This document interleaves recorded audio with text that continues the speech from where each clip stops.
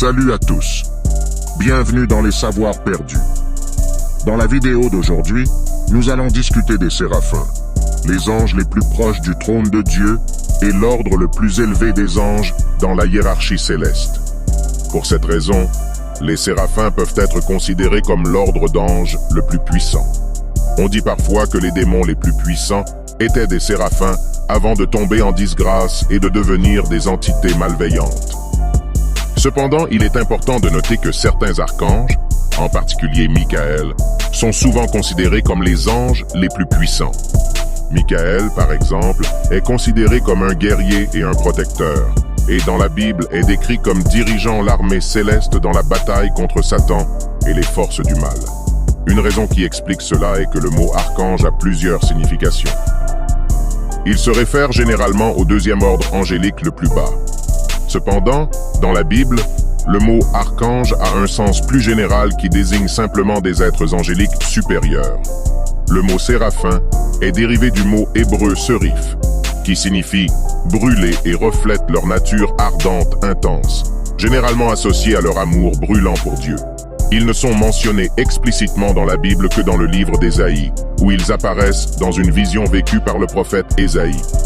Dans cette vision, ces séraphins sont décrits comme ayant 6 ailes, 2 couvrant leur visage, 2 couvrant leurs pieds et 2 pour voler.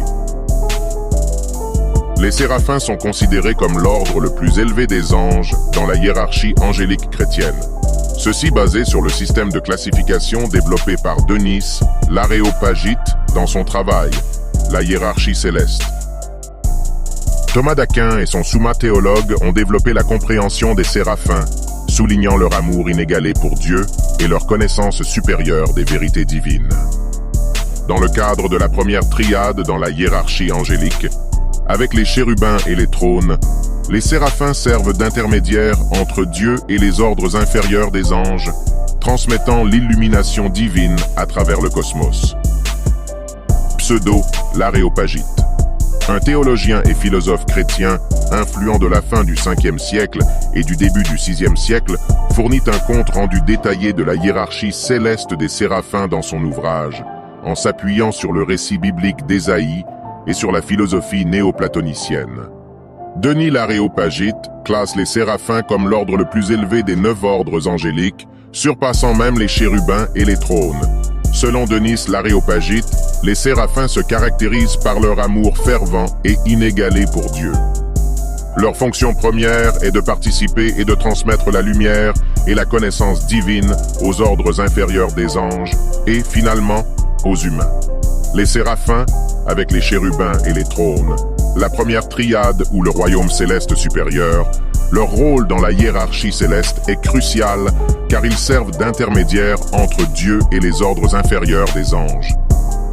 La conception de Denis l'Aréopagite des séraphins a eu un impact significatif sur la théologie chrétienne.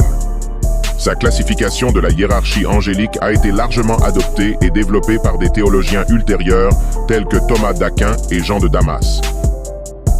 En outre, sa représentation des séraphins comme l'ordre le plus élevé des anges caractérisé par leur amour ardent pour Dieu a inspiré de nombreux écrits mystiques et réflexions sur la nature de l'amour divin.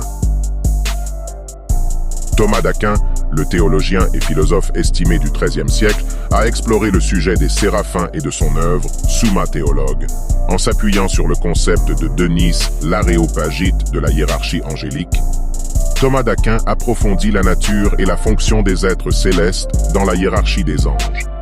Thomas d'Aquin a reconnu la classification de Denis et a attribué aux séraphins la position la plus élevée. Il a soutenu que les séraphins, chérubins et trônes forment les premiers ordres angéliques de la triade, les séraphins étant les plus proches de Dieu dans la connaissance et l'amour.